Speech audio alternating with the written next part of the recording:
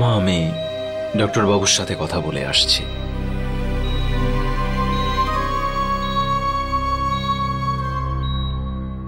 মা, আপনাকে খুব ক্লান্ত দেখাচ্ছে, চলুন না গিয়ে একটু ফ্রেশ হয়ে নিন। হ্যাঁ মা, ঋতু একদম ঠিক বলছে। আপনি যান ওর সাথে, একটু হাত মুখ ধুয়ে নিন আর ক্যান্টিনে গিয়ে একটু চা খেয়ে নিন, ভালো লাগবে আপনার। আমি তো আছি এখানে স্বজনের খেয়াল রাখার জন্য। শুনুন না মা, আজ সকাল থেকে অন্যের একটা দানাও আপনি মুখে নেননি, কিছু খেয়েও নেবেন, চলুন।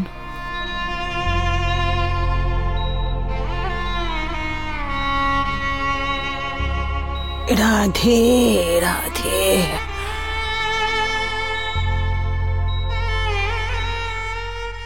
আমার মেয়ের গায়ে হাত দেবে না, বুঝেছ? চলো ঋতু।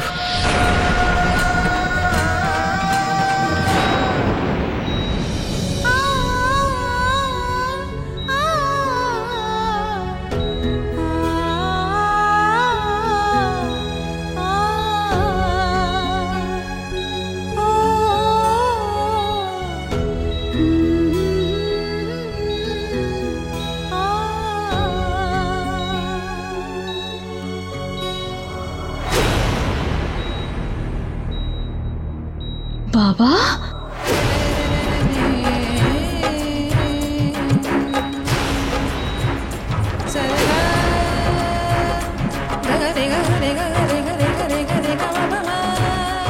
বাবা,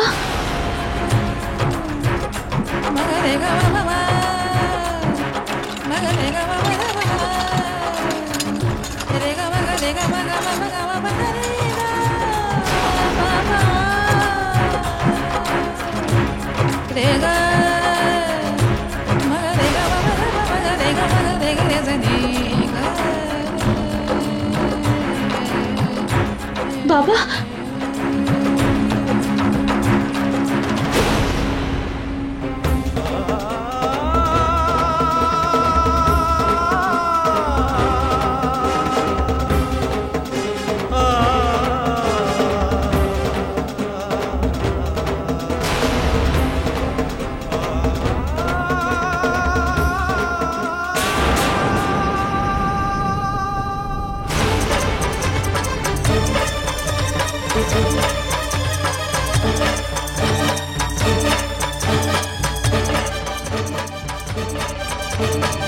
বলছি দিদি,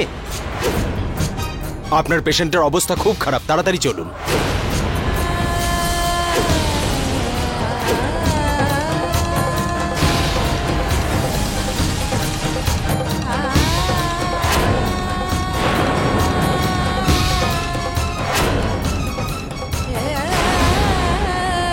বাবা,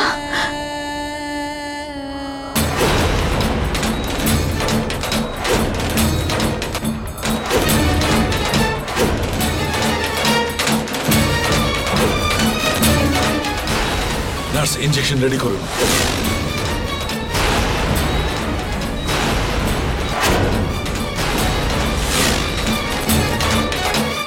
কোথায় চলে গেছিলেন ম্যাডাম? যদি যাওয়া ছিল বলেই যেতে পারতেন, কি ভয়ঙ্কর অবস্থায় না? এটাও বুঝতে পারছেন না যে এই পেশেন্টকে এমার্জেন্সি ওয়ার্ডে ভর্তি করার কারণটা কি? ভাগ্য ভালো যে মিস মারিয়া ওনাকে আগে দেখতে পেয়েছেন আর এনারা ইনফর্ম করেছেন আমাকে, নাহলে ভগবান জানে এনার কি অবস্থা হবে।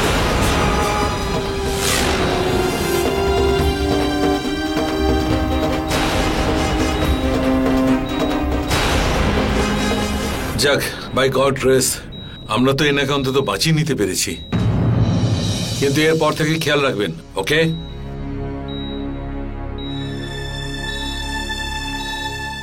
কেন গো, কি বলেছিলে তুমি আমাকে? কি বলেছিলে? তুমি এখানে থাকবে স্বজনের খেয়াল রাখার জন্য? এইরকম খেয়াল রেখেছো তুমি আমার মেয়ের ওপরে? হ্যাঁ, আরে ওই ওয়ার্ড বয় বলল যে তুমি কারোর পিছনে ছুটে যাচ্ছিলে। আরে এমন কোন ভগবানকে তুমি দেখেছিলে যে আমার এই মেয়েটাকে এই অবস্থায় ফেলে রেখে?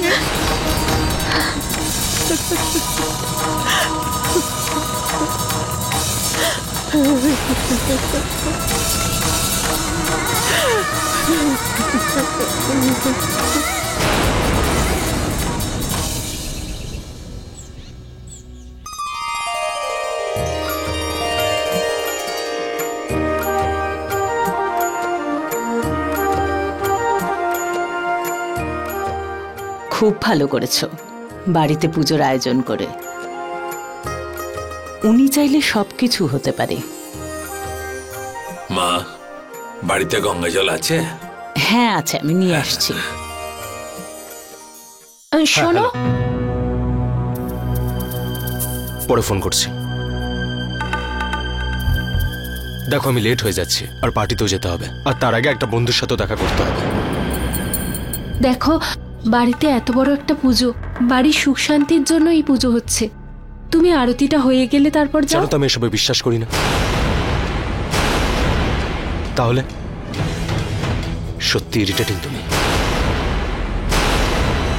যাও, তুমি গিয়ে তোমার পূজা করো।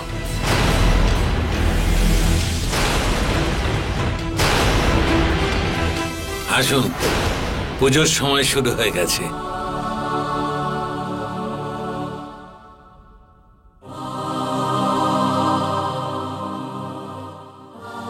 ওং পবিত্র পবিত্র বা সর্বাপস্তং গতোপি বা নারায়ণং নমস্কৃত্যং নরং চৈব নরোত্তমং। ওং পুণ্ডরীকাক্ষং অভ্যন্তরো শুচি।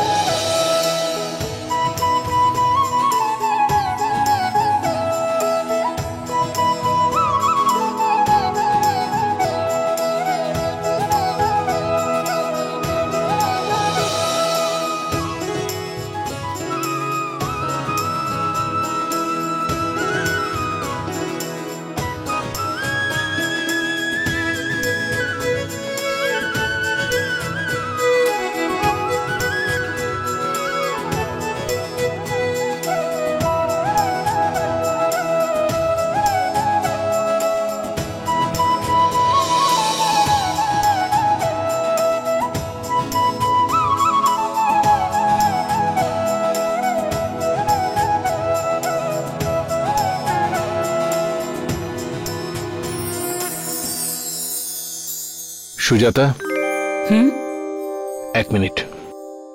আসছি। বলো। Sujata, I am sorry.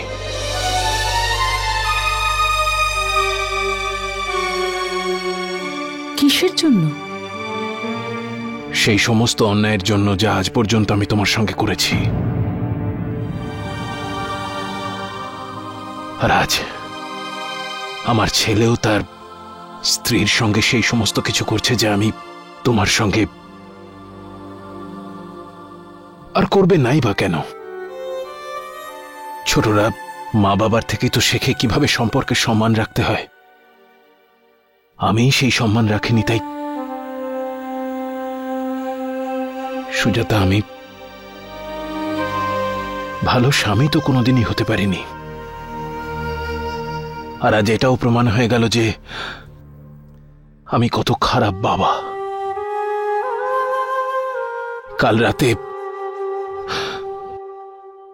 ঋষি আমাদের বৌমাকে অপমান করছিল, আর আমি কিচ্ছু বলতে পারিনি। শুধু এক অসহায় বাবার মতো দূরে দাঁড়িয়ে দেখলাম।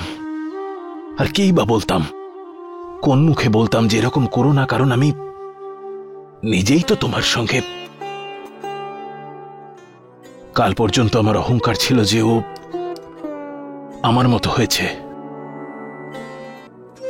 কিন্তু আজ সেটা ভেবেই আমার লজ্জা করছে। ঘৃণা হচ্ছে আমার নিজের উপর। আমার তো এটা ভেবেই অবাক লাগছে যে তুমি এতগুলো বছর ধরে আমাকে কি করে সহ্য করে এলে। অন্য কেউ হলে এতদিনে কবেই আমায় ছেড়ে চলে যেত, আর তুমি এত বছর ধরে আমার সঙ্গে আছো। সুজাতা, আমি জানি যে আমি ক্ষমার যোগ্য নই, তবু সম্ভব হলে আমাকে ক্ষমা করে দিও।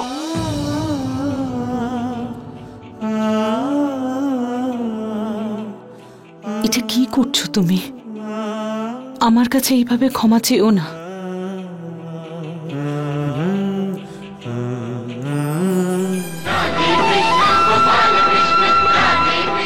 আমি জানতাম না সুমির এই পুজোর জন্য এত তাড়াতাড়ি ফল পাবো। এটা তো আমার বিশ্বাস হচ্ছে না, রাধা মাধব।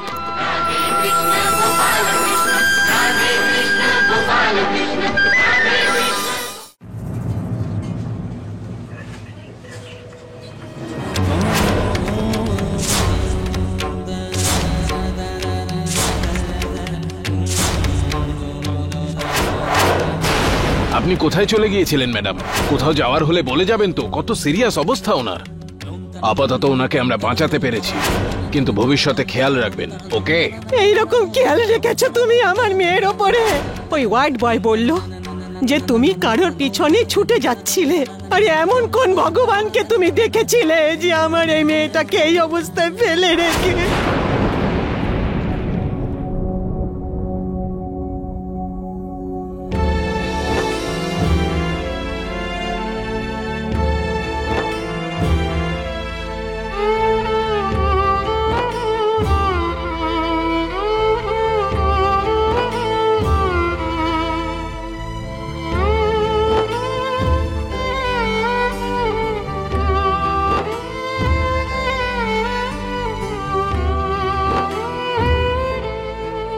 যদি আজ স্বজনের কিছু হয়ে যেত, তাহলে আমি নিজেকে কখনো ক্ষমা করতে পারতাম না। হে ভগবান, ওই সময় চিন্তা করবেন না, ভগবানের কৃপায় স্বজনী এখন ঠিক আছে। কিন্তু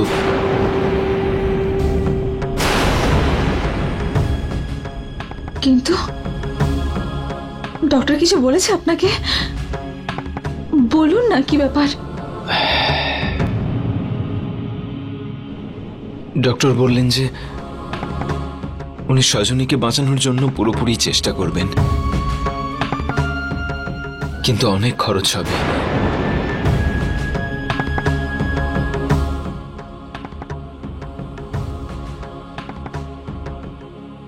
অপারেশনের জন্য প্রায় 4 লক্ষ টাকা খরচ হবে।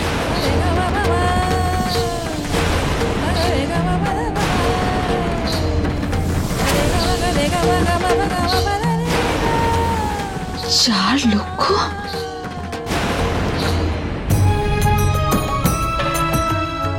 নীরাজ বাবা, তুই শুনেছিস? ডাক্তার স্বজনীর অপারেশনের জন্য 4 লাখ টাকার কথা বলেছেন। 4 লাখ? ওর দিকে তাকিয়ে কি দেখছিস? ও তো প্রথমেই হাত উঠিয়ে নিয়েছে। এমনিতেও স্বজনীর আজকের এই অবস্থার জন্য শুধুমাত্র ওরাই দায়ী। 4 লক্ষ টাকা তো অনেকগুলো টাকা মা। কোত্থেকে আসবে বলো তো? আমি কোত্থেকে জোগাড় করবো এত টাকা? আমি নিজে তো রোজগার করি না, সবকিছু তোমাদের ভরসাতেই করি। সত্যি মা, ও যদি কোথাও একটা চাকরি করত, তাহলে কারোর থেকে ধার চাইতো, লোন নিত, যা হোক করতো, কিন্তু স্বজনের চিকিৎসার জন্য ব্যবস্থা নিশ্চয়ই করত।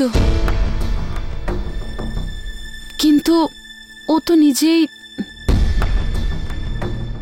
মা, আমি করব। তুই শুধুমাত্র একটা কাজ করে দে সূর্যকমল, আমার মেয়েটাকে প্রাণে মেরে ফেল। তোর তো নিজের বোন নয় স্বজনী। না মা, আসলে তো তোর সৎ বোন।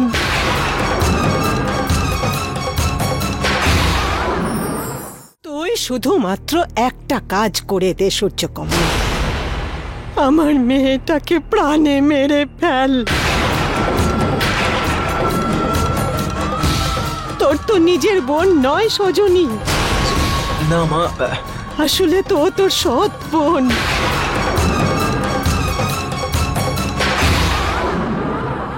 আমাকে অনাথ করে কেন চলে গেল নীরজের বাবা? আমাকে কার ভরসায় ছেড়ে গেল? আমার মেয়েটা। কেঁদো না মা, সব ঠিক হয়ে যাবে।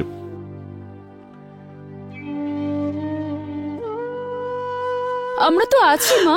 হায় রে, তো আমি কি করব এখন?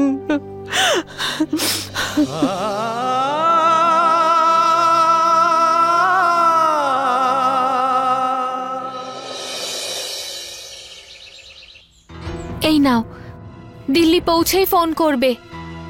প্রার্থনা করো রাধিকা, বাবাকে যেন আমি পেয়ে যাই। হ্যাঁ। বিনয়, কোথায় যাচ্ছিস তুই এই সমস্ত ব্যাগ প্যাক করে? কাকিমা, আমি দিল্লি যাচ্ছি। শুধু তুমি আমাকে আশীর্বাদ করো, আমি যেন বাবাকে সঙ্গে নিয়ে ফিরে আসতে পারি। তোকে কেউ বলেছে নাকি যে তোর বাবা ওখানে আছেন? কাকিমা, আমাদের একজন পুরনো ক্লায়েন্ট আছেন, উনিই বলেছেন। সেই জন্যই তো দ্রুত দিল্লি যাচ্ছি। এটা আবার যেন না হয় যে বাবা দিল্লি থেকে বেরিয়ে অন্য কোথাও চলে যায়। আর কাকিমা, আসলে আমার কিছু টাকার দরকার ছিল। কে জানে দিল্লিতে কতদিন লাগবে বাবাকে। দেখ বিনয়, যাওয়ার আগে ঠান্ডা মাথায় আমার কথাগুলো শুনে নে। যদি তোর বাবাকে দিল্লিতে দেখা গিয়েছে, তার মানে উনি বেঁচে আছেন। এবার ভাব, উনি বেঁচে থাকতে ওখানে রয়েছেন কেন? এখানে কেন ফিরে আসতে চান না? কেন? আরে এটা তো পরিষ্কার বোঝাই যাচ্ছে যে উনি বাড়ি ফিরেই আসতে চান না। যদি এখানে ফিরে আসেন তাহলে পাওনাদারদের সব টাকা ফেরত দিতে হবে যে। আর এমনিতেও এই বাড়িতে ওনার না ফিরে আসার আরো একটা কারণ থাকতে পারে। কে জানে ওনার জীবনে আবার অন্য কেউ